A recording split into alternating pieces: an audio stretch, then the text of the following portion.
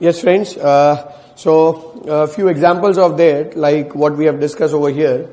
Like one of the example can be in today's scenario, if you see companies like Swiggy, companies like Zomato, even companies like Uber Eats, can I say they are using motor vehicles for delivering food? So whether they are eligible for credit under this category or not. So you may consider that for them food is nothing but a kind of goods, and they are using motor vehicles for providing service of transportation of that food. So technically they should be eligible for credit under this category.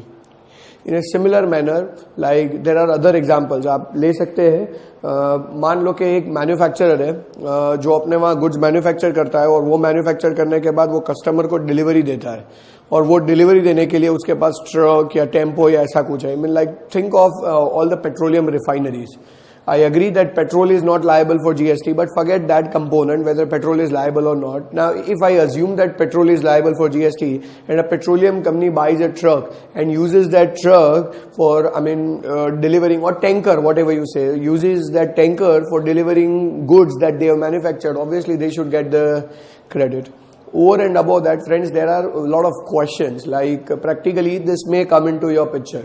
बहुत सारी companies ऐसी होती है जो अपने man power के लिए, यानी अपने एम्प्लॉइज के लिए आने लाने ले जाने के लिए दे हायर बसेस, या तो दे ओन बसेस और they hire buses. Similar manner, there are a lot of companies, not companies, but a lot of educational institutions जो अपने students को लाने ले जाने के लिए, obviously they have their own buses or private vehicles. Faculties को लाने ले जाने के लिए they have their own buses or private vehicles. So whether they should get credit under this category or not. So let us understand that. पहले मैं companies की बात करता हूँ जो staff को लाने ले जाने के लिए बस यूज करता है. So number one component is obviously वो use for transportation of goods वाले point से तो बाहर निकल जाएगा. Now use for making following supplies में तीन options है. सबसे पहला option ये है कि भाई they use it for providing further supply of such vehicle. That means क्या company अपने ही employees को vehicle rent पे देता है? तो answer is no. Second component is whether the employees of the company are themselves treated as passengers for the company.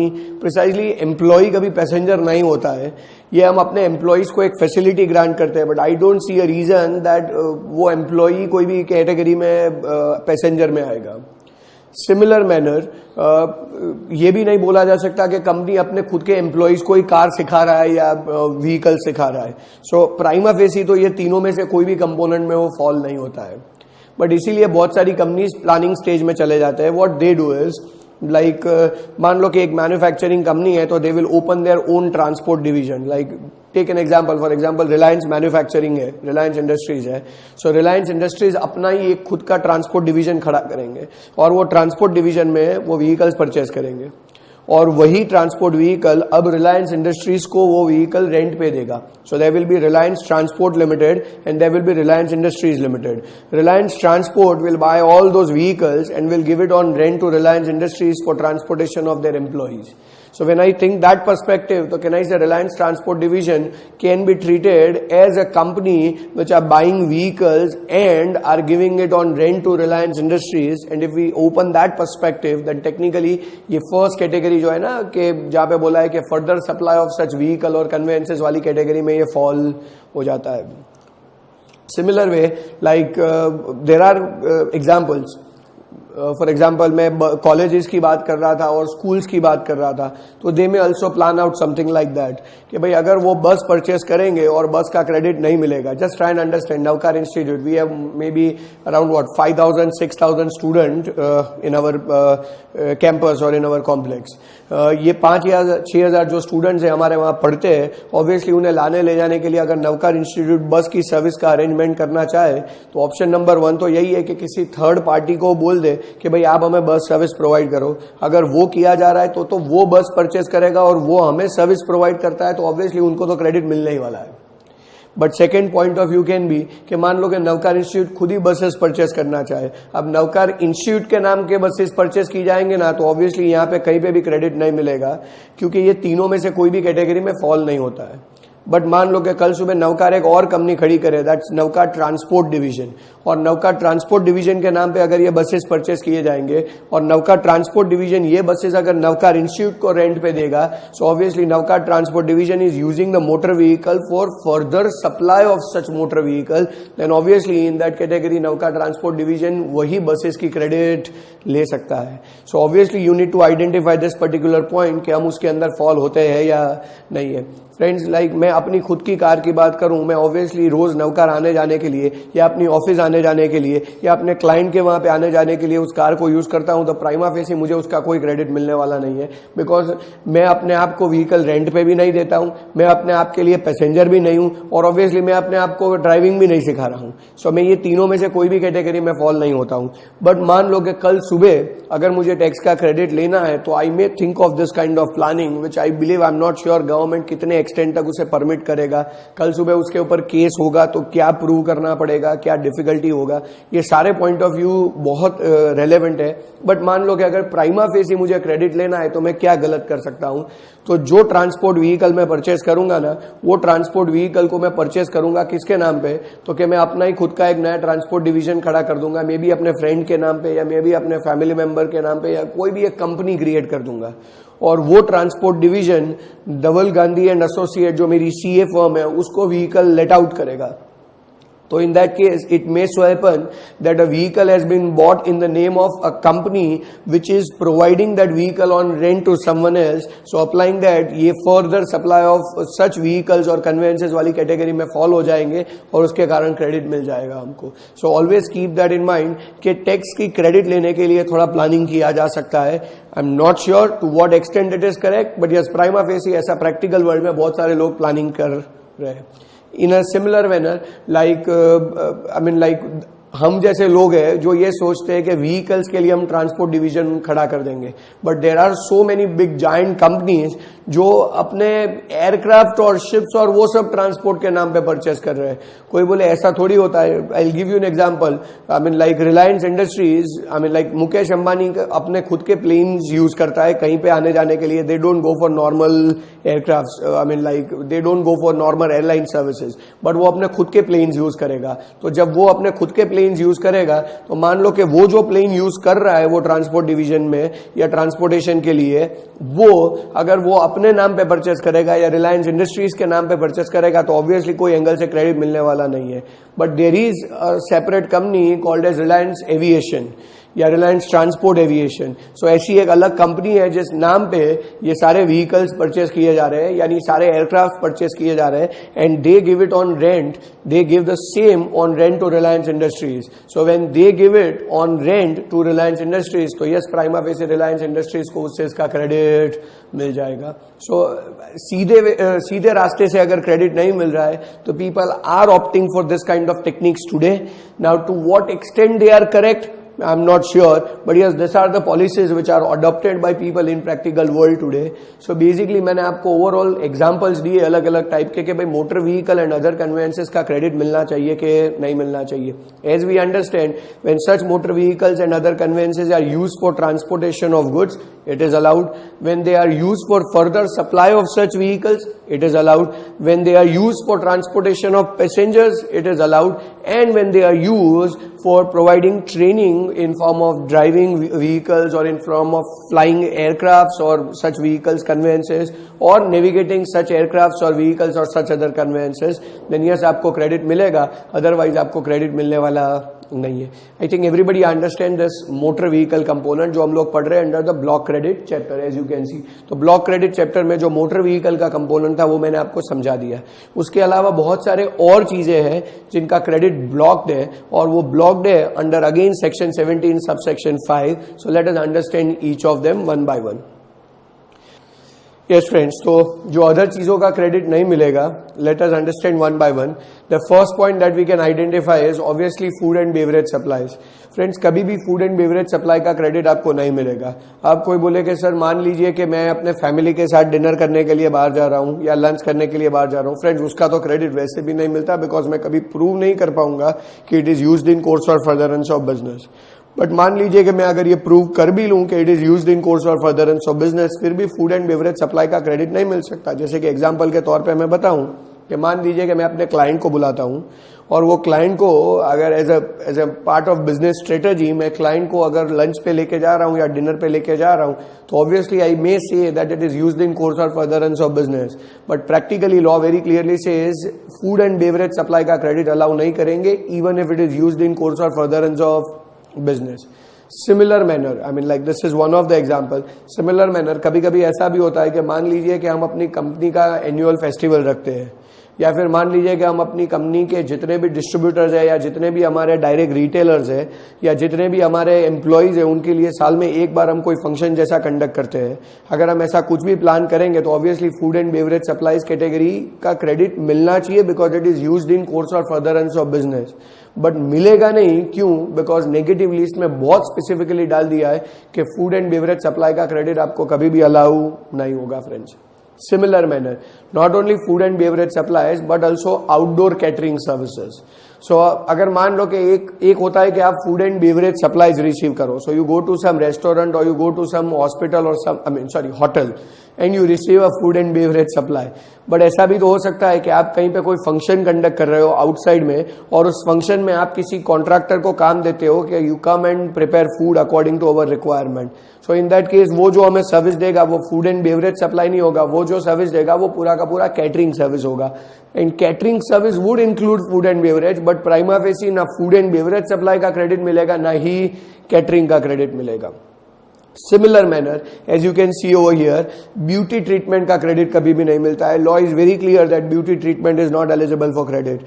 So if you say कि भाई आप कोई भी टाइप के ब्यूटिशियन की सर्विसेज रिसीव कर रहे हो, कोई बोले सर मान लीजिए कि मैं मॉडलिंग करता हूं या मान लीजिए कि मैं एक्टिंग करता हूं, तो obviously I will hire a beautician. I agree with that friends, but फिर भी आपको क्रेडिट नहीं मिलेगा बिकॉज ब्यूटी ट्रीटमेंट का क्रेडिट अलाउड नहीं है. सो अगर आप ब्यूटी ट्रीटमेंट का क्रेडिट लेना चाहते हो तो ये जो लिस्ट है वो आपको कभी भी क्रेडिट अलाउ नहीं करने वाला है. Similar manner, if you understand, कोई भी टाइप की हेल्थ सर्विसेज का क्रेडिट आपको नहीं मिलेगा जहां पे जीएसटी चार्ज है. Health services is again not eligible for credit. So अगर मान लो कि कोई बंदा कॉस्मेटिक सर्जरी करवाता है या कोई बंदा प्लास्टिक सर्जरी करवाता है जिसमें जीएसटी चार्ज है, या कोई बंदा हेयर ट्रांसप्लांटेशन की रिगार्डिंग सर्विसेज लेता है, तो फ्रेंड्स ये सारी चीजों का कभी भी क्रेडिट नहीं मिलेगा भले उसके ऊपर जीएसटी चार्ज है. भले आप ये प्रूव कर लो कि भाई मैं तो मॉडल हूं या एक्टर हूं, तो ये जो भी सर्विसेज मैं रिसीव करता हूं obviously it is going to promote my business, still the credit is not allowed because ये चीजों के लिए क्लियरली लॉ में ना ही बोल दिया है कि भाई food and beverage supplies, outdoor catering, beauty treatment, health services, ये सारी चीजें, कॉस्मेटिक एंड प्लास्टिक सर्जरी, इन चीजों का कभी भी क्रेडिट नहीं मिल सकता friends. Law is very clear that ये सारी चीजों का क्रेडिट नहीं मिलना चाहिए, including cosmetic and plastic surgery which I was saying. So as per law ये चीजों का कभी भी क्रेडिट नहीं मिल सकता. However, this has one exception. कोई बोले वन एक्सेप्शन माने तो कि ये पांचों पॉइंट जो यहाँ पे मेंशन्ड है, you can see food and beverage supply, you can see outdoor catering supply, you can see as the third point mentioned as कि भाई beauty treatment, the fourth point we can refer over here is health services, and fifth one which is cosmetic and plastic surgery. तो ये पांचों services का credit prima facie नहीं मिल सकता, but in exceptional cases इसका क्रेडिट मिलेगा. What is that exceptional case? Let us understand that. It says except when such service are used for providing same supply. So when I use the word as, when such services are used to provide same supply, same category of supply, so meaning thereby अगर मैं food and beverage supply देता हूं तो मुझे food and beverage supply का credit मिलना चाहिए, otherwise मुझे फूड एंड बेवरेज सप्लाई का क्रेडिट नहीं मिल सकता. वापस बताता हूं, अगर मैं फूड एंड बेवरेज सप्लाई किसी को, सी for example, if I am running a restaurant and I am providing food and beverage supply to someone, and for that if someone is providing me food and beverage supply, तो I may think that मुझे credit मिल जाएगा because food and beverage supply is used to provide same category of supply further. But याद रखना कि same purpose होना जरूरी है. If I am saying कि मैं outdoor caterer हूँ और मैं किसी caterer को की सर्विस ले रहा हूँ तो मुझे credit मिल जाना चाहिए because हमें जो बोला गया है आपको same category का supply में fall होना है. दो चार एग्जाम्पल देता हूं. मान लीजिए फ्रेंड्स कि हमारे वहां पे ये जो भी एग्जाम्पल है that is particularly person based example. मान लीजिए कि यहाँ पे हमारे एक स्टूडेंट बैठे हुए हैं रोमिल करके, वो रोमिल भाई की शादी है. तो रोमिल भाई की शादी है और वो शादी में कैटरिंग का काम हमें दिया हुआ है। सो मान लीजिए कि मैं कैटरिंग के बिजनेस में हूं, धवल गांधी कैटरर्स करके हमारी एक कैटरिंग कंपनी है, बराबर। तो रोमिल भाई की शादी में हम लोग कैटरिंग सर्विस प्रोवाइड कर रहे हैं। सो कैन आई से जो कैटरिंग सर्विस हम उन्हें प्रोवाइड करेंगे, ऑब्वियसली उसका क्रेडिट रोमिल भाई आपको नहीं मिलेगा, because law is very clear that outdoor catering service का क्रेडिट नहीं मिलता है, बराबर। और वैसे भी आप कभी प्रूव नहीं कर पाओगे कि वो आपके इन कोर्स और फर्दरेंस ऑफ बिजनेस है। तो रोमिल भाई, you will never get a credit of that. Now let us take a step ahead. मान लीजिए कि आपने जो कैटरिंग के लिए मुझे बोला था, तो आपने मुझे 10 चीजें बोली थी कि भाई शादी में मुझे ये 10 चीजें चाहिए अलग अलग, बराबर। अब वो 10 में से 8 तो मैं इन हाउस ही बनाता हूं, माने मेरी अपनी जो खुद की टीम है शेफ्स की, मेरी अपनी जो खुद की टीम है काम करने वाले लोगों की, वो 8 चीजें तो वही बनाते हैं। बट 2 चीजें जो आपने रिक्वेस्ट की है वो मैं नहीं बनवाता हूं इन हाउस। सो उसके लिए मैंने आउटसोर्स एजेंसी से टाई अप किया हुआ है जो अगेन कैटरिंग सर्विस ऑफर करते हैं। सो होगा क्या, तो कि वो 2 चीजें, 2 पर्टिकुलर, मान लीजिए कि आपने कोई ऐसे टाइप का मैक्सिकन डिश मांगा है जो मेरी कैपेसिटी नहीं है, या जो मैं जो प्रोडक्ट्स ऑफर कर रहा हूं उसमें नहीं आता है। मैं नॉर्मली पंजाबी फूड ऑफर कर रहा हूं and you want a Mexican dish और you want an Italian dish, so I am not preparing that. So what I will do is I will outsource that to some agency who is into the Mexican dish or who is into an Italian dish। ठीक है। अब अच्छा, आपको तो पूरी service मैं ही offer करूंगा, but ये काम मैंने अपने भी आप पे किसी को आउटसोर्स किया हुआ है। सो अब होगा क्या, तो कि शादी वाले दिन वो 2 आके सर्विसेज मुझे देंगे और मैं सर्विसेज आपको दूंगा। So it can be considered as someone is offering services to me which is an outdoor catering services and which is directly in relation to the outdoor catering services which I am offering to you. So in that case मुझे definitely credit मिल जाना चाहिए friends. क्यों, तो कि मैंने जो receive किया वो आउटडोर कैटरिंग सर्विस है and it has been used to provide same category of supply ahead. अच्छा, मैं जो सर्विसेज दूंगा उसका क्रेडिट रोमिल भाई मैंने बोला आपको तो नहीं मिलेगा, आप कुछ भी कर लो नहीं मिलने वाला है, बट हाँ वो आउटडोर कैटरर की सर्विस का क्रेडिट मुझे मिल सकता है। सिमिलर मैनर, मान लीजिए कि हम यहाँ पे जाते हैं नियर बाय कोई भी रेस्टोरेंट में, अच्छे से रेस्टोरेंट में जाते हैं। मान लीजिए कि यहाँ पे बाजू में एक हेवमोर का आउटलेट है, तो हम हेवमोर में खाना खाने गए फ्रेंड्स। तो जो हेवमोर का आउटलेट है जहां पे हम खाना खाने गए, तो हेवमोर वाले केनई से हमें फूड एंड बेवरेज सप्लाई देते हैं। अब हेवमोर वाले वहां की उनकी जो स्पेशलाइज्ड डिशेज होगी वो हमें प्रोवाइड करेंगे। अब मान लो कि हम में से एक जन ऐसा है जो बोल रहा है कि भाई मुझे तो यहाँ पे पाव भाजी खाना है। अब Havmor is not offering pav bhaji and now you are saying that मुझे पाव भाजी खाना है। तो what we did is, Havmor के जो मैनेजर थे हमने उनको रिक्वेस्ट किया कि भाई क्या हम हमारी रिक्वायरमेंट के हिसाब से पाव भाजी बना के दे सकते हो, जो ऑब्वियसली वो नहीं करने वाले। क्यों, बिकॉज वो उनकी स्पेशलिटी नहीं है। So then we have requested, क्या एक काम कर सकते हो आप कि आप हमें आउटसाइड फूड अलाउ करें। तो यहाँ से ऑलमोस्ट 500 मीटर दूरी ऑनेस्ट रेस्टोरेंट है, who are best in the pav bhaji business. सो वो ऑनेस्ट वाले से हम लोग, ऑनेस्ट रेस्टोरेंट ग्रुप से हम लोग पाव भाजी बाय कर लेंगे और खाली बोलेंगे कि यहाँ पे हमें प्रोवाइड यूज करने दो। सो आई मीन ऑब्वियसली जितने लोग हैं उसमें 90% चीजें तो आपकी यूज हो रही है, खाली हम लोगों को एक पाव भाजी अलाउ कर दीजिए। अगर ऑनेस्ट वाले वो अलाउ कर दे तो obvious, I mean sorry Havmor वाले वो अलाउ कर दे तो ऑब्वियसली ऑनेस्ट वाला भी हमें फूड एंड बेवरेज सर्विस दे रहा है और हेवमोर वाला भी हमें फूड एंड बेवरेज सर्विस दे रहा है, उसमें हमें कोई क्रेडिट नहीं मिलने वाला है। बट मान लो कि ये ट्रांजेक्शन को थोड़ा मॉडिफाई कर ले। हमने हेवमोर वाले को रिक्वेस्ट किया कि can you make pav bhaji for us, they said no we can't do it. So then we requested can you arrange pav bhaji for us, so they said okay we can do that. So now what happened is Hemmoor has given a call to Honest and now ordered a pav bhaji from Honest. So Honest is providing food and beverage services to Hemmoor, who in turn providing food and beverage services to us. So Havmor वाले जो भी services हमें देंगे उसका तो credit हमें नहीं मिलेगा, बट ऑनेस्ट वाले जो भी सर्विसेज हेवमोर को देंगे तो क्रेडिट शुड बी अलाउड। क्यों, ताकि food and beverage services are received by a person who is using that for providing same category of supply head, and since they are using it to provide same category of supply head, so obviously उनको credit मिलना चाहिए। और एक example देता हूं, मान लीजिए कि कोई फिल्म स्टार है, let's say you may take example of Alia Bhatt. So Alia Bhatt है, वो जा रहे हैं let's say into some hospital for some sort of cosmetic surgery. So कोई कॉस्मेटिक क्लिनिक या कोई हॉस्पिटल में वो जा रहे हैं, बराबर।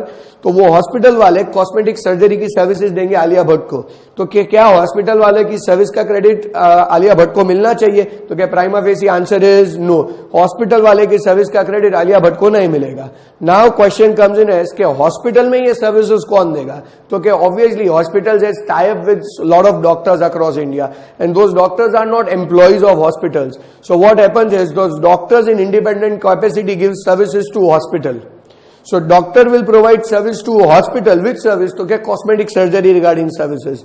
So doctor will provide services to hospital and hospital will provide services to Alia Bhatt. So hospital की सर्विस का क्रेडिट आलिया भट्ट को नहीं मिल सकता, बट डॉक्टर की सर्विस का क्रेडिट हॉस्पिटल वाले को मिल सकता है. क्यों? तो क्या it is used for providing same category of supply further.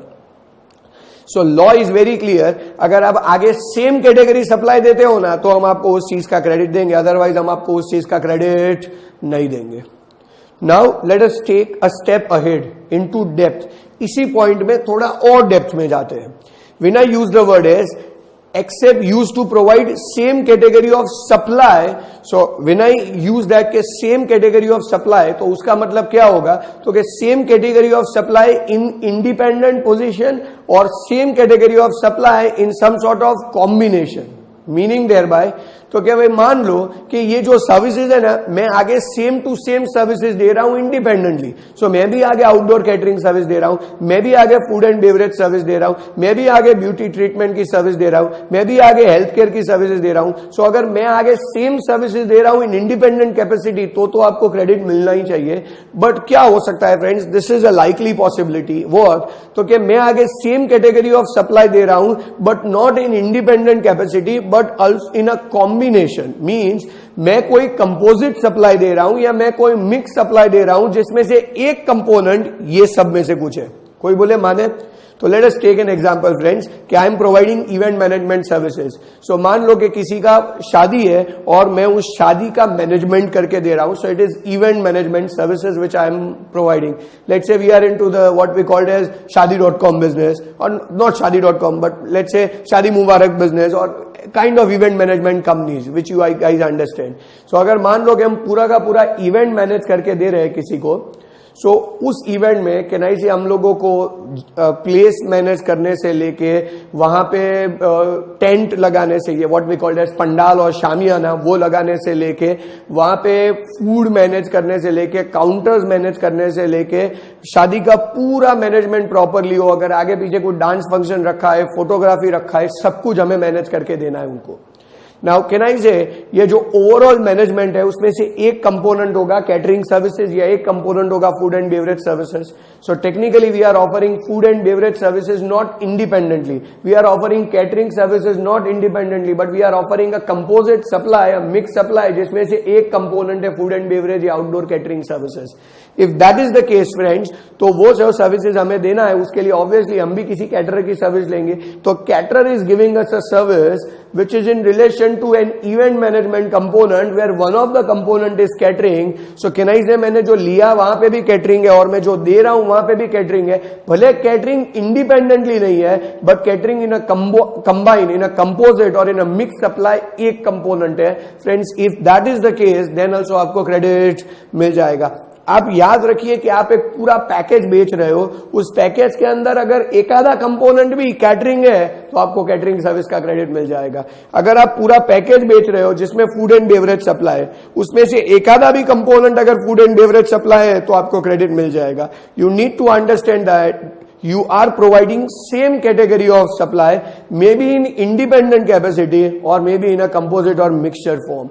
If yes, तो 110% आपको ये चीजों का क्रेडिट मिल जाएगा. Friends I think everybody understand food and beverages, outdoor catering, health services, beauty treatment, cosmetic and plastic surgery का credit नहीं मिलना चाहिए except you provide same category of supply ahead, may be in independent capacity और may be in a combination, a composite और mix component. I think everybody understand this one.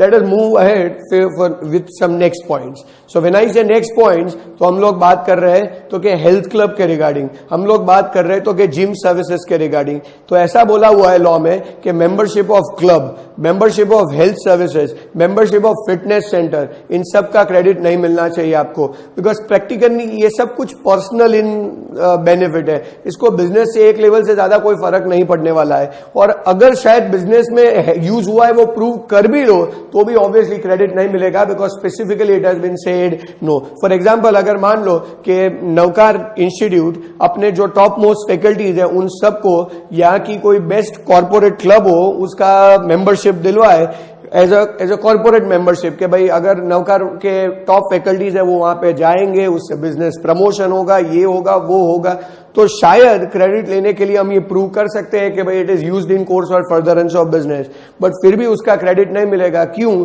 तो कि law very clearly says membership of club is not allowed as credit. Same way, मान लीजिए कि नवकार मेरे जैसे किसी फैकल्टी को किसी हेल्थ सेंटर में भेजे या फिर हेल्थ क्लब में भेजे या फिर मान लो कोई फिटनेस सेंटर में भेजे, तो ऑब्वियसली उसका क्रेडिट नहीं मिलना चाहिए। जिम में भेज दे तो ऑब्वियसली उसका क्रेडिट नहीं मिलना चाहिए। वैसे तो मैं मानता हूं कि अगर हम फिट रहेंगे तो ही हम सर्विस प्रोवाइड कर सकते हैं। I mean forget about us, think of the models, think of the actors. तो ऑब्वियसली वो लोग जिम में जाएंगे, वो लोग हेल्थ क्लब में जाएंगे, वो लोग फिटनेस सेंटर में जाएंगे, तो उन सब चीजों का क्रेडिट मिलना चाहिए कि नहीं मिलना चाहिए? तो क्या बहुत क्लियरली ना बोला है, इवन इफ यू से it is used in course और फर्दरेंस ऑफ बिजनेस, फिर भी उसका क्रेडिट मिलना नहीं चाहिए। Law is very clear, membership of club, membership of health clubs, membership of fitness centre का क्रेडिट मिलना नहीं चाहिए। कोई बोले सर एक्सेप्शनल केसेस में मिल सकता है। नहीं फ्रेंड्स, इसमें तो कोई एक्सेप्शन भी नहीं है। यहां पे तो क्रेडिट नहीं मिलेगा माने नहीं ही मिलेगा, आप कोई एक्सेप्शनल केसेस में भी क्रेडिट के लिए एलिजिबल नहीं होंगे। Moving ahead with that friends, there is one more service which says radio taxi. आपको याद ही होगा, मैं रेडियो टैक्सी ऑलरेडी एक्सप्लेन कर चुका हूं क्या होता है। जो रेडियो टैक्सी सर्विस है, कोई बोले sir what about meter taxi? Friends, meter taxi पे तो जीएसटी ही नहीं है, we have already discuss that. But when I talk about radio taxi services, तो क्या उसका क्रेडिट मिलना चाहिए कि नहीं मिलना चाहिए? Similar manner life insurance services, तो क्या उसका क्रेडिट मिलना चाहिए कि नहीं मिलना चाहिए? तो फ्रेंड्स, प्राइमा फेसी ऐसा बोला हुआ है कि भाई रेंट कैब, यानी रेडियो टैक्सी वाले जो हम हायर करते हैं, rent cab service, life insurance service and health insurance service का क्रेडिट नहीं मिलेगा। ये प्राइमा फेसी ही ना बोल दिया है। सो अगर मैं कोई कैब हायर करता हूं, फिर भले वो कैब मैं अपने बिजनेस के लिए हायर करता हूं, बट अगर मैं कोई कैब हायर करता हूं तो मुझे वो कैब सर्विस का क्रेडिट नहीं मिलेगा। अगर मैं लाइफ इंश्योरेंस की सर्विस रिसीव करता हूं तो मुझे उस इंश्योरेंस सर्विस का क्रेडिट नहीं मिलेगा। अगर मैं हेल्थ इंश्योरेंस की सर्विसेज रिसीव करता हूं तो मुझे वो हेल्थ इंश्योरेंस सर्विस का क्रेडिट नहीं मिलेगा। सो रेंट कैब है, लाइफ इंश्योरेंस है और हेल्थ इंश्योरेंस है, ये सारी सर्विसेज का क्रेडिट आपको नहीं मिलता है, except there is an exception to this point. See, मैं बहुत क्लियर वर्ड में बताऊं, मैं अपने क्लाइंट के वहां पे जाने के लिए कैब हायर करूं तो obviously I may say that is used in course और furtherance of business, but still not allowed as credit. Similar manner, मान लीजिए कि मैं ऐसा बोलूं कि मैं नवकार यहाँ पे जहां पे मैं पढ़ाता हूं, यहाँ पे आने के लिए अगर मैं कैब हायर करूं तो ऑब्वियसली मुझे कैब सर्विसेज का क्रेडिट नहीं मिलेगा, because rent cab is specifically mentioned as no, rent cab service का क्रेडिट नहीं मिल सकता। Similar way friends, life insurance and health insurance है। Just try and understand, our job is to teach, and when you talk about teaching, तो obviously ये throat related issues आने ही वाले हैं। तो ये throat related issues को resolve करने के लिए मान लीजिए कि नवकार इंस्टीट्यूट हम लोगों के लिए हेल्थ इंश्योरेंस बाय करे। Obviously it will not resolve throat issue, but in future if we'll have some problems, so that problem can be compensated by way of health insurance. So अगर मान लो कि Navkar institute हम सबके लिए health insurance ले या हम सबका लाइफ इंश्योरेंस ले, तो उस केस में कैन आई से कि वो नवकार के लिए यूज्ड इन कोर्स और फर्दरेंस ऑफ बिजनेस ही है, क्योंकि अल्टीमेटली वो नवकार के ही फैकल्टीज या उनके एम्प्लॉइज के बेनिफिट्स के लिए है, बट फिर भी क्रेडिट नहीं मिलेगा। अब मान लो कि मैं बोलूं नवकार इंस्टीट्यूट हमारा इंश्योरेंस ना ले, मैं खुद ही अपना हेल्थ इंश्योरेंस लूं, बट वो जो इंश्योरेंस है वो मेरे बिजनेस के डायरेक्ट रिलेटेड है, क्योंकि कल सुबह अगर मेरा थ्रॉट रिलेटेड कुछ भी इश्यू होगा तो I am going to face a huge problem. So when I am going to face a huge problem, तो ऑब्वियसली फ्यूचर में कि मेरी इनकम अफेक्ट हो जाएगी, वो ना हो उसी के कारण मैं क्या कर रहा हूं, इंश्योरेंस ले रहा हूं। So obviously it is life insurance और हेल्थ इंश्योरेंस सर्विसेज जो मैं रिसीव कर रहा हूं, बट फिर भी मुझे क्रेडिट नहीं मिलेगा। क्यों? बिकॉज लॉ स्पेसिफिकली सेज कि rent cab, life insurance and health insurance की सर्विसेज का क्रेडिट नहीं मिलता है। बट कुछ ऐसे एक्सेप्शनल केसेज है जिसमें ये क्रेडिट आपको मिल जाएगा। कोई बोले ऐसे कौन से केसेज है जिसमें आपको क्रेडिट मिल जाएगा? तो इट नंबर 1 सेज कि भाई you are using it, it is obligatory to provide it to the employees. अगर वो ऑब्लिगेटरी है, अगर वो कंपल्सरी है, तो उस कैटेगरी में क्रेडिट मिल सकता है। कोई बोले ऑब्लिगेटरी या कंपल्सरी, एग्जांपल के तौर पे मैं बताता हूं friends, think of the BPO sector in Delhi. outsourcing business, BPO sectors, business process outsourcing or a parallel business, call centers, whatever you say. अगर आपको पता हो तो दिल्ली में अगर आपकी शिफ्ट रात के 11 बजे के बाद खत्म होती है, बराबर, એટલે like call centres almost work 24 hours 365 days. So obviously उसमें शिफ्ट्स होते हैं कि भाई इतने बजे से लेके इतने बजे का शिफ्ट है. तो मान लो कि कोई ऐसा कॉल सेंटर है जिसमें शिफ्ट रात के 11 बजे के बाद खत्म होती है और अगर उस कॉल सेंटर्स में फीमेल एम्प्लॉइज है तो at the end of the shift उन फीमेल एम्प्लॉइज को घर पे पहुंचाने का रिस्पॉन्सिबिलिटी वो कॉल सेंटर का है. It's a law which has been created by Delhi state government कि भाई उन फीमेल एम्प्लॉइज को उनके घर तक पहुंचाना ही पड़ेगा. और घर तक माने ऐसा भी नहीं कि society, they must be drop eight their door step. उनके डोर स्टेप तक पहुंचाने का रिस्पॉन्सिबिलिटी किसका रहता है फ्रेंड्स? तो वो रिस्पॉन्सिबिलिटी रहता है उन कॉल सेंटर्स वालों का. तो कॉल सेंटर्स किसके साथ टाइप करते हैं? तो क्या कैब सर्विसेज के साथ. वो कैब सर्विसेज को ये रिस्पॉन्सिबिलिटी देते हैं कि भाई ये जो फीमेल एम्प्लॉय है उन्हें घर तक ड्रॉप करो, उनके डोर स्टेप तक ड्रॉप करो. And once you drop it, you give a confirmation call that you have dropped that person and company will cross verify it कि हाँ वो actually drop हो गए. उसके बाद ही वो female employee को वहां से जाने दिया जाए. उसके बाद ही वो कैब वहां से जाएगा. तब तक वो कैब को अपना पूरा का पूरा जो काम है वो खत्म करके देना पड़ेगा. So not only cab is required to pick up from the office but also required to drop them at doorstep and give a call confirmation to the company that we have dropped and company will verify and then only the cab can leave. So केनाई से यहाँ पे जो cab service arrange करना है वो obligatory है, वो कंपलसरी है फॉर द कंपनी. अगर वो कंपलसरी है फॉर द कंपनी तो उस केस में कंपनी को रेंट अ कैब सर्विस का क्रेडिट मिलेगा, बाकी रेंट अ कैब सर्विस का क्रेडिट नहीं मिलता है. Similar manner we talk about life insurance और हेल्थ इंश्योरेंस. मान लीजिएगा tomorrow government comes up with this notification कि जो एजुकेशनल इंस्टीट्यूट्स है उन सबको अपने एम्प्लॉइज का कंपलसरी बेसिस पे इंश्योरेंस निकलवाना ही पड़ेगा.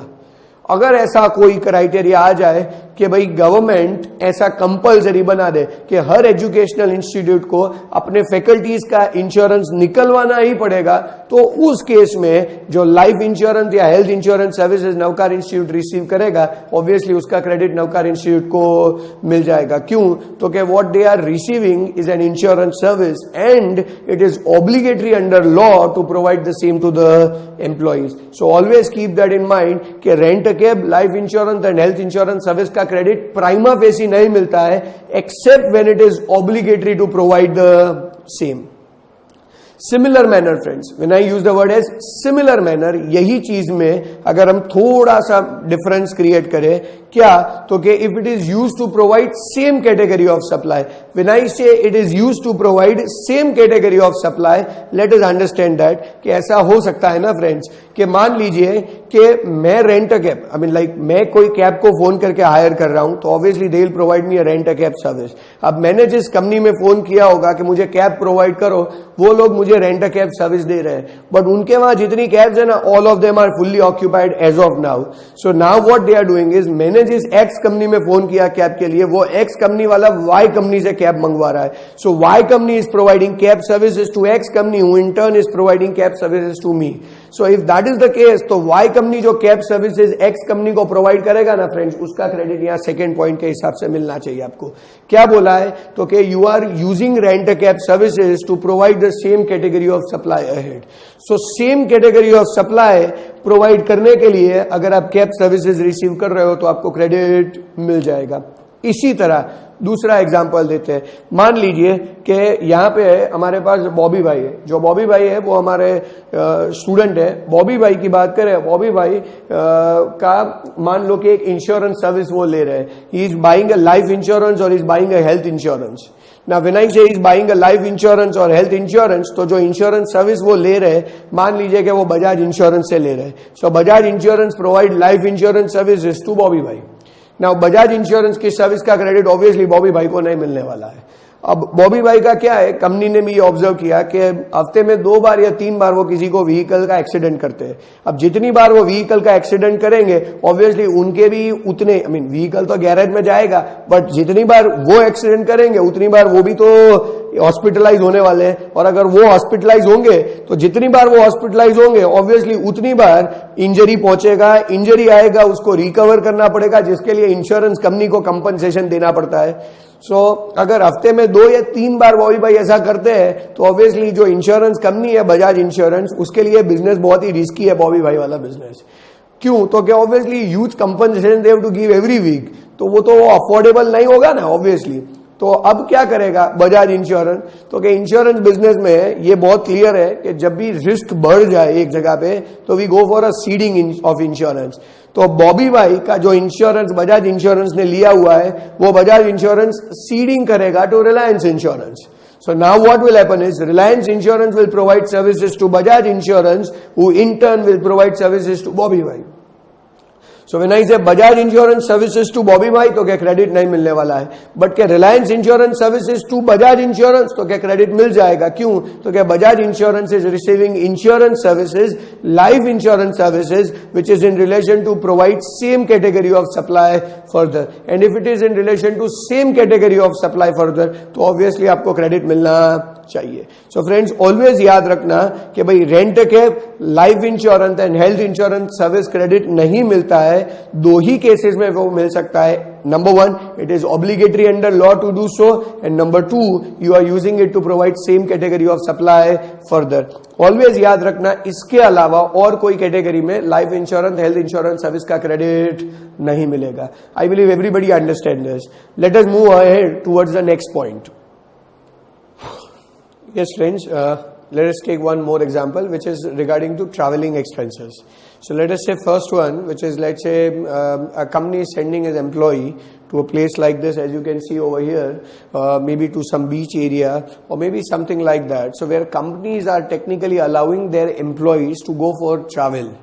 So in that case, there is a point which says that travel concessions granted to employees in form of vacation or in form of home travel, the credit should never be allowed. Let us take it this way कि भाई अगर मान लीजिए कि मैं Navkar institute से के साथ काम कर रहा हूँ almost 7 years 8 years down the line now, and अगर मैं इतने साल से काम कर रहा हूँ तो considering the work which I have given, let's say the owner of the Navkar Institute decides that let's send this person, send this faculty or maybe a group of faculty to, let's say a small trip maybe of 5 days or 10 days. Let them enjoy also. Reason, okay, they are giving us commitment since years and years and they are doing extraordinary services for us, so let's send them for some travel. सो कोई vacation पे भेज दे या may be कोई घूमने के लिए कहीं पे भी अगर वो अलाउ करे तो ऑब्वियसली उसका जो खर्चा नवकार इंस्टीट्यूट कर रहा है क्या उसका क्रेडिट मिलना चाहिए कि नहीं मिलना चाहिए। As far as I remember, I think there is a person called Savjit Dhodakia in Surat, who is one of the biggest diamond merchant that we have in India as of now. And I think उन्होंने last year कुछ ऐसा किया था कि अपने बहुत सारे employees है उनको कुछ कार गिफ्ट दिया था। सेम वे बहुत सारे एम्प्लॉइज है उनको आई थिंक अपने घर के लिए इंस्टॉलमेंट भर के दिया था। सिमिलर मैनर उन्होंने बहुत सारे जो एम्प्लॉइज थे उन्हें ट्रिप पे भेजा था कि भाई ओके आप जा सकते हो for a trip of 15 days and company will sponsor that, so you can go to Singapore, fully paid trip. So you can go to Singapore, you can go to Mauritius, you can go to Maldives, you can go to US. Company is sponsoring your entire trip. You go for a travel. Since you are a valuable employee for us, so we are sending you on on a trip. If that is the case, तो क्या उसका credit company को मिलेगा? तो क्या very clearly it has been said as no. Similar manner there is something called as home travel. क्या होता है home travel friends? So like बहुत सारी कंपनीज ऐसी है जो फॉर एग्जांपल अगर इंडिया में मैं बात करूं कोई मल्टीनेशनल कंपनी हो जैसे टाटा ग्रुप का कोई कंपनी हो जो वर्ल्ड में बहुत सारे कंट्रीज में ऑपरेट कर रहा है, बराबर। अब मान लो कि टाटा ने कोई फॉरेन एम्प्लॉय को हायर किया हुआ है and he is there since is working with the company since years and years. तो कंपनी ने उनके एम्प्लॉयमेंट के टाइम पे ऐसा बोला हुआ था कि साल में एक ट्रिप हम आपको प्रोवाइड करेंगे जहां आप अपने घर जा सकते हो, उसका आने जाने का पूरा खर्चा और वहां पे कुछ स्पेंड करने के लिए भी हम आपको अमाउंट देंगे, because we want you to go outside India. reason is very clear that you should not have that sickness, home sickness issue. So साल में एक बार कंपनी आपको भेजेगा, बाकी आप यहीं पे रहो, काम करो। If that is the case, ऐसा बहुत सारे कैटेगरीज में होता है। मान लो कि एक अहमदाबाद की कंपनी है जो लेट्स से आसाम से कोई एम्प्लॉय हायर कर रहा है, इट्स अ मल्टीनेशनल कंपनी, तो it may offer as part of the policy, it may offer कि साल में एक बार हम आपको घर जाने का पूरा खर्चा अपनी तरफ से देंगे कि भाई आप घर जाओ, वापस आओ, टिकट हमारी तरफ से स्पॉन्सर्ड होगा और वहां पे हम आपको एक अमाउंट तक स्पेंड करने के लिए भी देंगे। तो कंपनी ये जो सारे एक्सपेंसेस कर रहा है which are with regard to travel and travel in form of home travel, तो it becomes more important a personal benefit granted to employee by the company. तो इन सारी चीजों का आपको कभी भी क्रेडिट मिलना नहीं चाहिए। बट याद रखना कि अगर कंपनी किसी एम्प्लॉय को वेकेशन पे भेजे तो क्रेडिट नहीं मिल सकता। अगर कंपनी किसी एम्प्लॉय को होम ट्रैवल के लिए कंसेशंस दे तो क्रेडिट नहीं मिल सकता। बट ये भी हो सकता है ना फ्रेंड्स, ऐसा भी पॉसिबल है कि कंपनी अपने ही एम्प्लॉयज को काम के लिए बाहर भेजे। फॉर एग्जाम्पल अगर मान लो कि जीएसटी के वर्क के रिगार्डिंग कुछ कारण से, because Navkar is doing GST work of across India lot many companies, so मान लीजिए कि भाई अगर जीएसटी के वर्क के कारण नवकार मुझे बाहर भेज रहा है, let's say they are sending me to Delhi और they are sending me to Bangalore और they are sending me to Mumbai, in that case क्या नवकार इंस्टीट्यूट को मेरी सर्विस का जो एक्सपेंसेस है उसका क्रेडिट मिलना चाहिए? तो क्या प्राइमा फेसी यस क्रेडिट मिल जाना चाहिए, बिकॉज यहाँ जो ट्रैवल कंसेशंस ग्रांट हुए that is not with regard to personal benefit of employ. यहाँ जो ट्रैवल कंसेशंस ग्रांट हुए that is with regard to organisational benefit.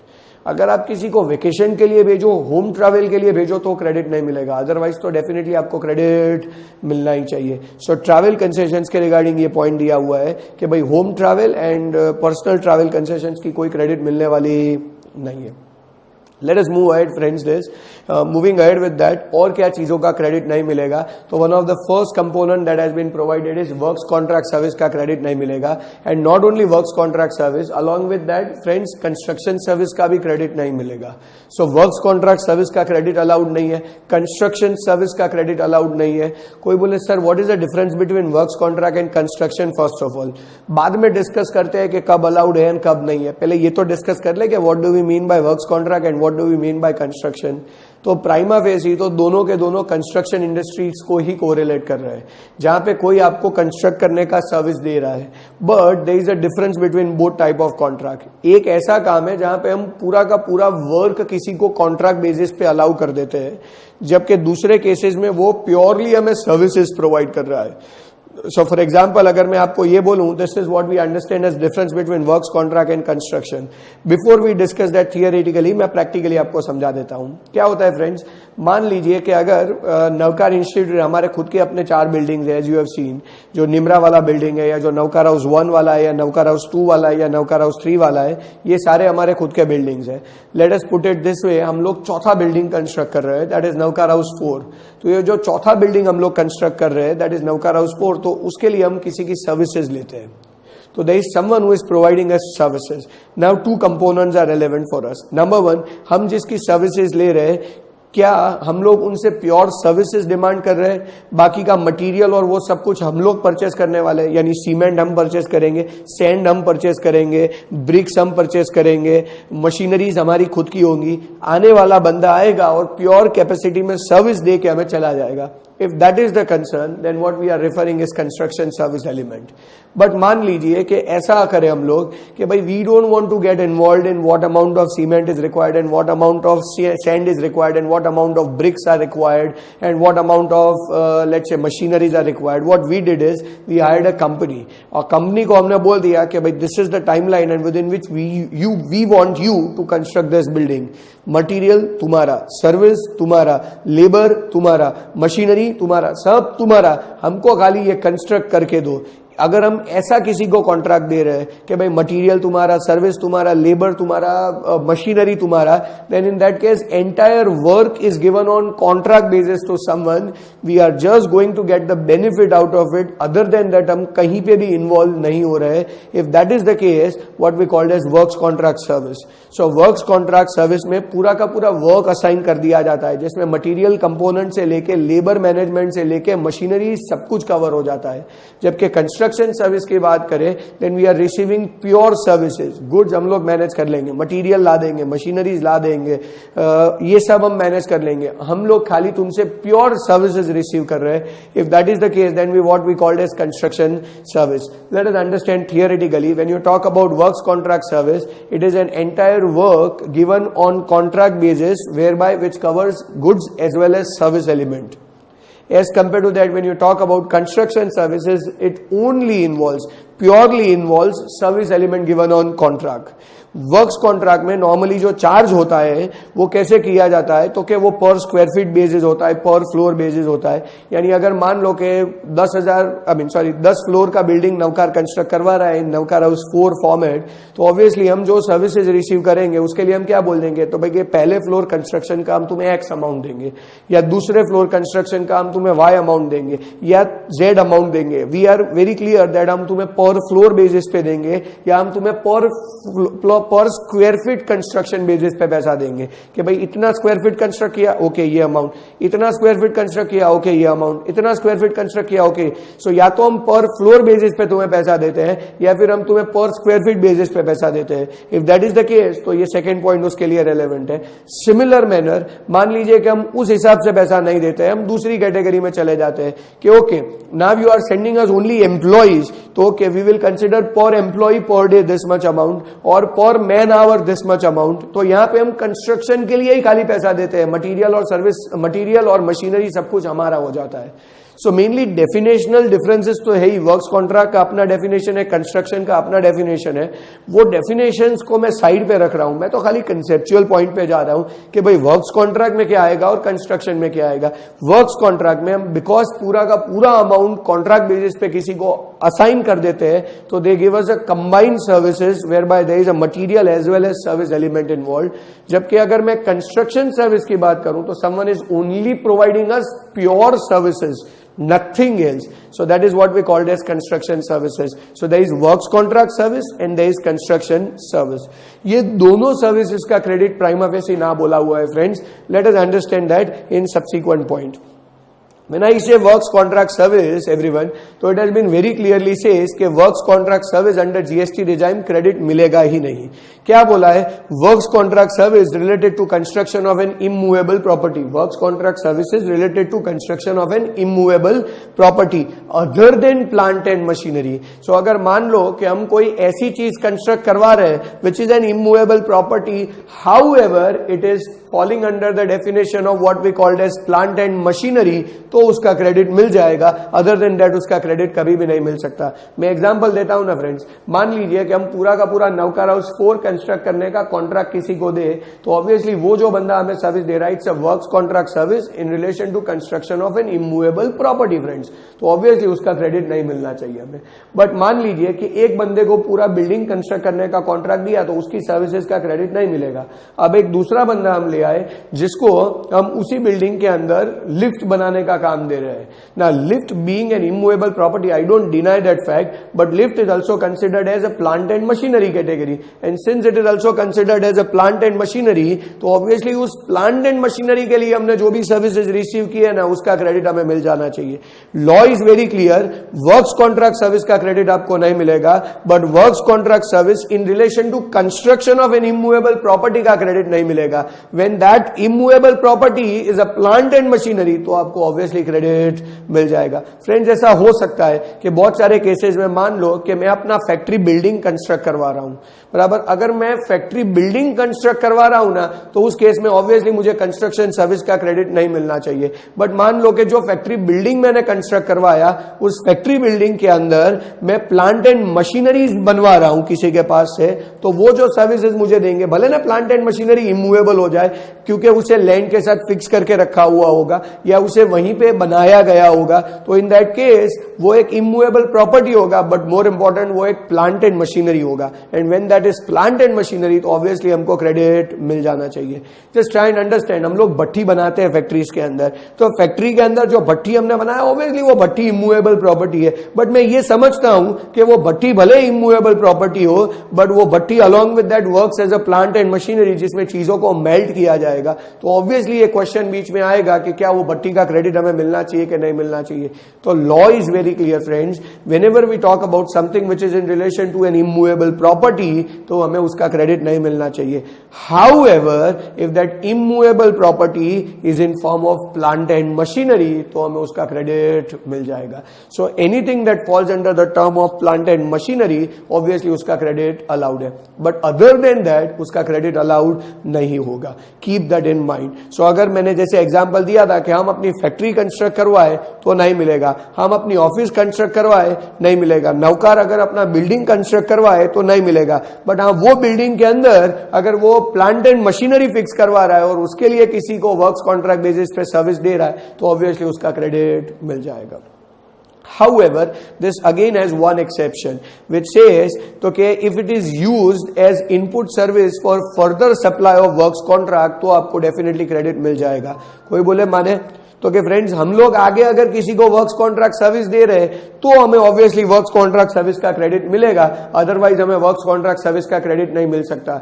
For example, अगर मान लीजिए कि नवकार हाउस 4 कंस्ट्रक्ट करने का कॉन्ट्रैक्ट एबीसी कॉन्ट्रैक्टर को दिया हुआ है. So as an ABC contractor obviously मैं नवकार हाउस 4 कंस्ट्रक्ट करके दूंगा. तो जो सर्विसेज मैं नवकार हाउस 4 के कंस्ट्रक्शन के रिगार्डिंग दूंगा ऑब्वियसली एबीसी कॉन्ट्रैक्टर ने जो भी सर्विसेज दिया होगा उसका क्रेडिट नवकार हाउस 4 के लिए नवकार इंस्टीट्यूट को नहीं मिल सकता है.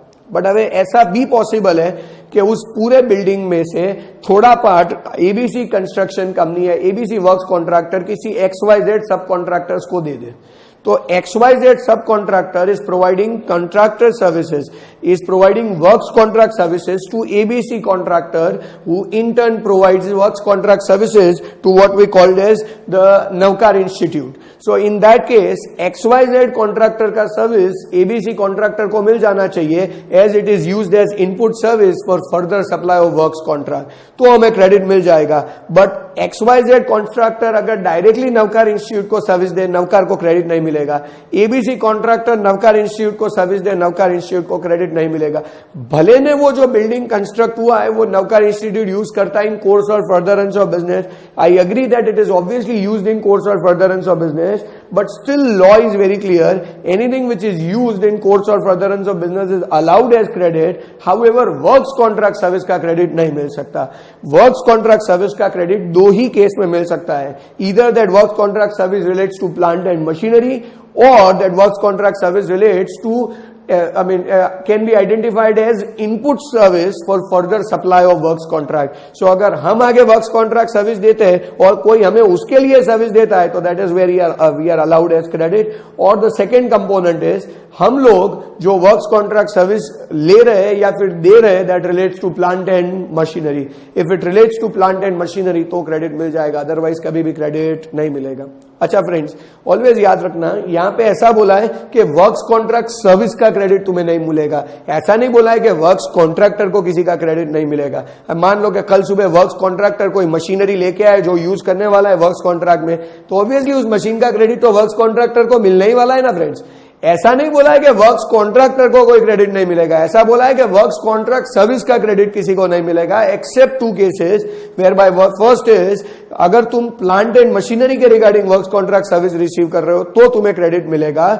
और फिर दूसरा जो ऑप्शन है वो ये है कि तुम जो वर्क्स कॉन्ट्रैक्ट सर्विस रिसीव कर रहे हो it is in relation to the works contract service that you provide further. तो 2 केसेस है जिसमें तुम्हें क्रेडिट मिल जाएगा, अदरवाइज कभी भी वर्क्स कॉन्ट्रैक्ट सर्विस का क्रेडिट अलाउड नहीं है. In a similar manner friends, when we say works contract तो ऑलमोस्ट सेम लाइन में एक दूसरा कैटेगरी है which is what we called as construction service. तो क्या कंस्ट्रक्शन सर्विस का क्रेडिट मिलेगा? तो क्या ऑलमोस्ट सेम क्राइटेरिया यहां पे भी वर्क करता है. क्या बोला हुआ है? तो कि गुड्स और सर्विसेज और both received by a taxable person for construction of an immovable property. तो मान लो कि नवकार इंस्टीट्यूट अपना बिल्डिंग कंस्ट्रक्ट करवाने के लिए गुड्स या सर्विसेज रिसीव कर रहा है. So obviously Navkar institute building construct करवाने के लिए मटेरियल बाय करेगा, नवकार इंस्टीट्यूट बिल्डिंग कंस्ट्रक्ट करवाने के लिए सर्विसेज रिसीव करेगा. Now entire work is not given on contract basis someone, rather material हम खुद ला रहे हैं, सर्विसेज भी हम ला रहे हैं, तो ऑब्वियसली ये कंस्ट्रक्शन सर्विस वाले एलिमेंट में फॉलो हो जाएगा. तो अगर Navkar institute being a taxable person is hiring goods और सर्विसेज, इज बाइंग गुड्स और services for construction of Navkar house 4 which is an immovable property. So मान लो कि अगर Navkar institute being a taxable person goods ला रहा है, दैट इज सीमेंट लाएगा, स्टील लाएगा, आयरन लाएगा, सैंड लाएगा, ब्रिक्स लाएगा, ये सब कुछ लाने वाला है. So Navkar institute being a taxable person buys goods और हायर्स अ कंस्ट्रक्शन कंपनी, तो ऑब्वियसली वो हमें गुड्स और सर्विसेज प्रोवाइड करेंगे for construction of an immovable property which is Navkar house 4। So अगर ये सर्विसेज या गुड्स हम रिसीव कर रहे हैं तो ऑब्वियसली क्रेडिट नहीं मिलेगा, except again same component which says it is in relation to other than plant and machinery. So for example, अगर नवकार इंस्टीट्यूट ये गुड्स बाय कर रहा है या सर्विसेज बाय कर रहा है that relates to construction of an immovable property, but that immovable property is plant and machinery, तो आपको क्रेडिट मिल जाएगा। अदर देन दैट आपको क्रेडिट नहीं मिलेगा।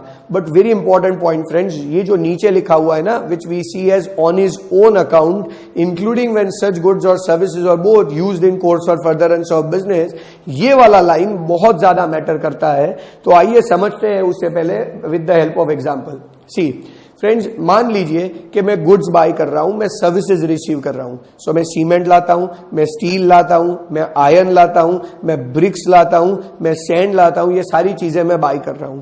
और सेम वे मैं किसी कंस्ट्रक्शन कंपनी को हायर करके उनकी सर्विसेज ले रहा हूं। तो ये जो भी गुड्स और सर्विसेज मैं रिसीव कर रहा हूं that relates to construction of an immovable property. But वो इमूवेबल प्रॉपर्टी मेरे लिए क्या है? Is it what I called as my personal house?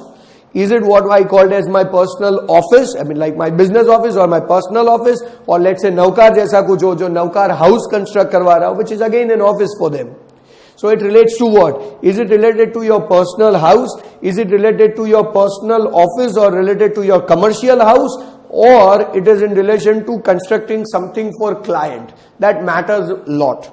When I say it relates to my personal house, so मैं अपना बंगलो कंस्ट्रक्ट करवाने के लिए सारी चीजें बाय कर रहा हूं या ये सारी सर्विसेज रिसीव कर रहा हूं, तो obviously it is a service received by a taxable person for construction of an immovable property on his own account. When I से ऑन हिज ओन अकाउंट, मैं अपना खुद के लिए कंस्ट्रक्ट करवा रहा हूं, तो कोई एंगल से उसका क्रेडिट नहीं मिल सकता। सिमिलर मैनर, मान लीजिए कि मैं अपनी ऑफिस कंस्ट्रक्ट करवा रहा हूं, जिस ऑफिस को मैं यूज करूंगा, मान लो कि अपना बिजनेस करने के लिए एज अ सीए ऑफिस में यूज करूंगा, और मे बी उस ऑफिस को मैं लेट आउट कर दूंगा। या फिर नवकार इंस्टीट्यूट अपना बिल्डिंग कंस्ट्रक्ट करवा रहा है, जो उसे यूज करेंगे वो प्रोवाइडिंग एजुकेशन सर्विसेज, तो अगेन ये कंपोनेंट आएगा कि जो गुड्स और सर्विसेज तुमने बाय की है they are received by a taxable person for construction of an immovable property on his own account, क्योंकि ये हम अपने लिए कंस्ट्रक्ट करवा रहे हैं, including when such goods or services are or both are used in course or furtherance of business। कोई बोले माने तो कि फ्रेंड्स थोड़ा तो लॉजिकली सोचो, अगर नवकार इंस्टीट्यूट सीमेंट बाय करके नवकार हाउस 4 कंस्ट्रक्ट करवा रहा है, तो ऑब्वियसली मैं कह सकता हूं ना कि cement is used in construction of Navkar house 4, where Navkar house 4 is used for providing education service. So cement is used in something which is used in providing business, so obviously cement is used in course और furtherance of business. So when cement is used in course or furtherance of business, then also credit is not allowed, because law is very clear. It says whatever goods or services that you are buying which are used in construction of an immovable property on your own account, on his own account means on your own account, maybe that is your personal house or maybe that is your commercial premises, आपको credit नहीं मिल सकता। एक ही category है जिसमें credit मिलेगा, which is nothing but this third category which says what, तो कि it is not on our own, rather it is for someone, it is for client. कोई बोले माने तो कि यार मैं कंस्ट्रक्शन के बिजनेस में हूं, मैं लोगों को फैक्ट्रीज कंस्ट्रक्ट करके देता हूं, या फिर मान लो कि मैं तो खुद ही बिल्डिंग ही कंस्ट्रक्ट करता हूं, और जो बिल्डिंग में कंस्ट्रक्ट करता हूं वो ऑब्वियसली मैं लोगों के लिए कंस्ट्रक्ट कर रहा हूं, क्योंकि लोग बुकिंग करवाते हैं, वो बुकिंग के कारण मैं उन्हें कंस्ट्रक्शन सर्विस प्रोवाइड कर रहा हूं। If that is the case तो मुझे क्रेडिट मिल जाएगा। क्यों? तो कि सोचो, मैंने गुड्स और सर्विसेज बाय किए, मैंने रिसीव किए, which are received by a taxable person for construction of an immovable property, but when I say for construction of an immovable property, not on my own account, but for someone else I am doing that। क्यों? तो कि friends मैं अपने आप थोड़ी construct कर रहा हूं, ये जो बिल्डिंग में कंस्ट्रक्ट करके दे रहा हूं वो तो मैं लोगों का बुकिंग आता है उसके बाद उन्हें कंस्ट्रक्ट करके दे रहा हूं। या फिर मान लो कि कोई कंपनी ऐसा है जो मुझे बोल रहा है कि भाई हमारी फैक्ट्री बिल्डिंग कंस्ट्रक्ट करके दो, तो ऑब्वियसली मैं लोगों को सर्विसेज दे रहा हूं। जब मैं अपना घर कंस्ट्रक्ट करवाऊं, जब मैं अपनी ऑफिस कंस्ट्रक्ट करवाऊं, तो मुझे क्रेडिट नहीं मिल सकता। बट अगर मैं कंस्ट्रक्शन के ही बिजनेस में हूं और मैं उसके लिए गुड्स और सर्विसेज बाय करता हूं, तो it can not be treated कि ये गुड्स और सर्विसेज में अपने लिए कंस्ट्रक्ट करवाने के लिए यूज कर रहा हूं। ये गुड्स और सर्विसेज में ऐसी प्रॉपर्टी में यूज कर रहा हूं which is on my own account, rather it is for my customer. So if it is on my customers account, it is for my customer, तो मुझे क्रेडिट मिल जाएगा। सो ऑलवेज याद रखना कि कोई भी गुड्स और सर्विसेज जो तुम रिसीव करते हो as a taxable person, and if you are using that for construction of an immovable property, तो कीप दैट इन माइंड। दो ही केसेस है जिसमें क्रेडिट मिल सकता है। नंबर वन, तो कि जो इमूवेबल प्रॉपर्टी है that is plant and machinery, तो क्रेडिट ले जाओ। एंड नंबर टू, तो कि वो इमूवेबल प्रॉपर्टी ही है, वो प्लांट एंड मशीनरी नहीं है, बट वो जो इमूवेबल प्रॉपर्टी है वो आप अपने लिए कंस्ट्रक्ट नहीं करवा रहे हो, वो आप क्लाइंट के लिए कंस्ट्रक्ट कर रहे हो, और अगर वो आप क्लाइंट के लिए कंस्ट्रक्ट कर रहे हो तो आपको क्रेडिट मिल जाना चाहिए। सी फ्रेंड्स, ये सेम लॉजिक दोनों जगह दिया हुआ है, that is given for works contract business as well as that is given for construction business. दोनों के लिए सेम क्राइटेरिया ही है। यू आर बाइंग गुड्स और सर्विसेज, बराबर। जो भी चीजें आप रिसीव कर रहे हो उसका क्रेडिट आपको तभी मिल सकता है when it is in relation to an immovable property which is a plant and machinery, या फिर जो भी गुड्स और सर्विसेज आप बाय कर रहे हो वो आप बाय कर रहे हो for providing either works contract service और फॉर प्रोवाइडिंग कंस्ट्रक्शन सर्विसेज। दोनों का सेंटेंस फॉर्मिंग थोड़ा अलग अलग है, दोनों का एंटायर प्रोविजन जो दिया है वो अलग अलग है, बट लॉजिक दोनों का एकदम सेम है। चाहे मैं वर्क्स कॉन्ट्रैक्ट सर्विस रिसीव करूं कि मैं गुड्स और सर्विसेज इंडिविजुअली रिसीव करूं, दोनों केस में if it is related to construction of an immovable property, दो ही केस में क्रेडिट मिल सकता है। Number one case, that immovable property is plant and machinery. Number two case, आप जो भी चीजें रिसीव कर रहे हो it is in relation to the further service that you provide. So either you are further providing works contract service और you are further providing construction service, और आप उसके लिए ये सारे गुड्स और सर्विसेज रिसीव कर रहे हो तो आपको क्रेडिट मिलेगा, बाकी आपको कभी भी क्रेडिट मिलने वाला नहीं है। इनफैक्ट कंस्ट्रक्शन में तो हम ये भी एग्जांपल लेते हैं। मान लीजिए कि मैं एक बिल्डिंग कंस्ट्रक्ट कर रहा हूं, वो बिल्डिंग पूरा कंस्ट्रक्ट हो जाए, उसकी बीयू परमिशन मिल जाए। I hope you remember friend, बीयू हमने पहले ही सप्लाई की डेफिनेशन में डिस्कस कर लिया है कि बीयू से पहले अगर बुकिंग होता है तो वो सर्विस एलिमेंट है, और बीयू के बाद बुकिंग होता है तो वो जीएसटी से बाहर रह जाता है। सो मान लो कि जो 100 फ्लैट की स्कीम हमने लॉन्च की है उसमें से 80 फ्लैट ऐसे हैं जो बीयू के पहले बुक हो जाते हैं और 20 फ्लैट ऐसे हैं जो बीयू के बाद होते हैं। सो केनाई से 80 फ्लैट अगर पहले बुक हो गए तो वो कंस्ट्रक्शन सर्विस के अंदर फॉल हो जाएगा, और 20 फ्लैट जो बाद में है तो वो कंस्ट्रक्शन सर्विस से बाहर है। तो टेक्निकली हमें तो उन्हीं चीज का क्रेडिट मिलना चाहिए जो हमारे लिए कंस्ट्रक्शन सर्विस के रिलेटेड हो। तो जो भी सीमेंट मैंने बाय किया होगा, जो भी ब्रिक्स, जो भी स्टील, जो भी आयरन मैंने बाय किए होंगे, वो सारी चीजें जो मैंने बाय की है उसमें से 80% चीजों का क्रेडिट मुझे मिलेगा, because they are used for providing construction service, they are used for providing services to client, not use on my own account. जबकि 20% है वो कंस्ट्रक्शन सर्विस की डेफिनेशन में नहीं आता है, तो 20% गुड्स और सर्विसेज का क्रेडिट भी मुझे नहीं मिलेगा। ऑलवेज याद रखना, वर्क्स कॉन्ट्रैक्ट सर्विस हो या गुड्स और सर्विसेज हो, दोनों का क्रेडिट आपको तभी मिल सकता है when they are used in construction of an immovable property which is either number one your plant and machinery, और number two it relates to something whereby you are also providing a same category service head. So अगर आगे आप works contract service देते हो तो तुम्हें works contract का credit मिल जाएगा, आगे तुम कंस्ट्रक्शन सर्विस देते हो तो तुमने जो गुड्स और सर्विसेज या दोनों रिसीव किए होंगे उसका क्रेडिट मिल जाएगा। I hope everybody is clear with regard to what do we mean by works contract service and construction service. One point friends very important, what do we actually mean by construction, क्योंकि works contract में भी ऐसा बोला था कि works contract service in relation to construction of an immovable property. Construction में भी ऐसा ही बोला है कि गुड्स और services both which are received by a taxable person for construction of an immovable property. So what do we mean by construction, तो उसको अलग से डिफाइन किया हुआ है। ऐसा बोला है कि construction includes reconstruction, renovation, addition, alteration और even repair work to the extent the work gets capitalized in the books of account, to the extent the work gets capitalized in the value of that property, meaning thereby तो let us understand, आप सबको पता ही, आप नवकार के building में आए हो, Navkar house 3 जो हम लोगों का बिल्डिंग है, जिसमें हम लोग पहले 4 फ्लोर्स यूज करते थे, जिसमें ऑब्वियसली एक पूरा फ्लोर ऑफिस था और बाकी के सारे फ्लोर्स के अंदर हम लोगों के क्लासेस चलते थे. And recently, as you are aware, we built a 5th one, whereby we have constructed a huge size of auditorium of almost 600-700 students. तो ये जो पूरा ऑडिटोरियम हमने बनवाया है, जो पूरा ऑडिटोरियम हमने कंस्ट्रक्ट करवाया है, वो हमने बाद में किया हुआ है. So that is nothing but a kind of an addition into the existing building. So when I say there is an addition into an existing building, तो क्या ये एडिशन करने के लिए हमने जो सर्विसेज रिसीव की होंगी, क्या वो कंस्ट्रक्शन सर्विस में फॉल होने वाली है? सेम वे ऐसा भी हो सकता है कि मान लो कि हमारे जो बिल्डिंग है उसमें 2-3 बिल्डिंग तो ऐसे आई थिंक 8-9 साल 10 साल पुराने हैं, तो we may think of going for renovation into entire building. तो अगर मान लो कि हम पूरे बिल्डिंग को रिनोवेट करें, तो कहना है उसके लिए भी हम बहुत सारे गुड्स और सर्विसेज बाय करेंगे. सो ये गुड्स और सर्विसेज जो हमने बाय किए, they are used in renovation of the existing building. मान लीजिए कि अर्थक्वेक आता है गुजरात में again, and because of that कुछ बिल्डिंग में डैमेज हो जाता है, तो we are going for repairing of that building, we are going for necessary alteration into that building. If that is the case, केनाई से हम लोग उसके लिए भी गुड्स और सर्विसेज बाय करेंगे, या हम उसके लिए भी वर्क्स कॉन्ट्रैक्टर को हायर करेंगे. तो ये जो भी चीजें हम रिसीव करेंगे, क्या हमें उसका क्रेडिट मिलना चाहिए कि नहीं मिलना चाहिए? तो फ्रेंड्स, उसके लिए लॉ बहुत क्लियर है कि construction is a very broad term. It includes fresh or new construction, as well as it includes reconstruction, as well as it includes renovation, as well as it includes addition, it includes alterations, it includes repair work. But most important, ये जो भी चीजें हम कर रहे हैं, उसके लिए जो expense है, that should get capitalized.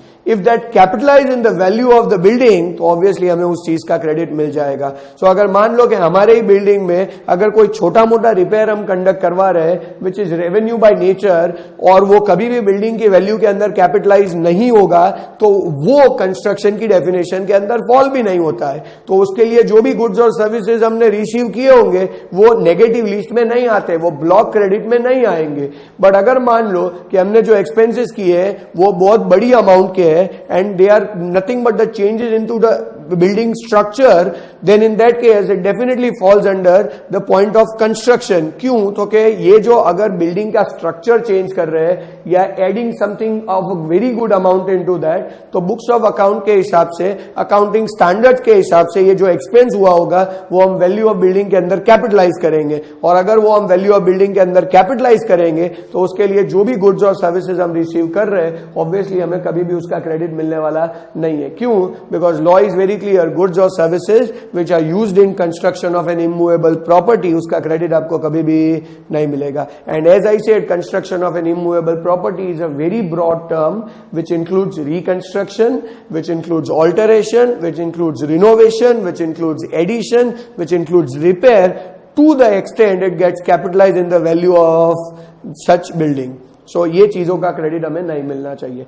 अच्छा, वेरी इंपॉर्टेंट फ्रेंड्स, जो मैंने आपको बताया साथ में कि इमूवेबल प्रॉपर्टी अगर प्लांट एंड मशीनरी में फॉल होगा, तो हमने उसके लिए जो भी चीज लिया होगा, चाहे गुड्स और सर्विसेज या वर्क्स कॉन्ट्रैक्ट, दोनों का क्रेडिट मिल जाएगा. But whether an immovable property is falling under plant and machinery or not, so obviously that depends on the case to case basis and business to business basis. बहुत सारे businesses ऐसे होंगे जिसमें construct की हुई चीज भी प्लांट एंड मशीनरी के अंदर फॉल हो जाएगी. बट एक पॉइंट दिया हुआ है लॉ के अंदर जहां पे बोला है कि land and building will never fall under plant and machinery. Even like अगर आप बात करें टेलीकॉम सेक्टर्स के लिए, तो उन्होंने जो टेलीकॉम के टावर्स बनाए होते हैं, obviously that tower is a kind of plant and machinery, but फिर भी लॉ स्पेसिफिकली बोल देता है कि ये टावर्स कभी भी प्लांट एंड मशीनरी की डेफिनेशन में फॉल नहीं होंगे. सो ऐसा स्पेसिफिकली डाल दिया गया है कि भाई land and building shall not be treated as plant and machinery. Even in a similar manner, as I said, telecom towers या जो टावर्स हम बोलते हैं फॉर सिग्नल्स, वो सारी चीजें कभी भी प्लांट एंड मशीनरी में फॉल नहीं होगी. भले बुक्स में तुम उसे प्लांट एंड मशीनरी में बताओ, ऐसा हो सकता है कि टावर्स है उसे प्लांट एंड मशीनरी बताया जाए, बट फिर भी लॉ के हिसाब से उसका कभी भी क्रेडिट मिलने वाला नहीं है. तो friends, I think you understood what do we mean by works contract, what do we mean by construction service, कब वर्क्स कॉन्ट्रैक्ट सर्विस का क्रेडिट मिलेगा, कब कंस्ट्रक्शन सर्विस का क्रेडिट नहीं मिलेगा. तो इससे आगे बढ़ते हैं। ब्लॉक क्रेडिट में और भी कुछ पॉइंट्स है जिसके क्रेडिट के लिए ना बोला हुआ है। Let us look at the next one. If you like this video, share it with your friends. Subscribe to our YouTube channel to watch more such videos and learn from our expert faculty members.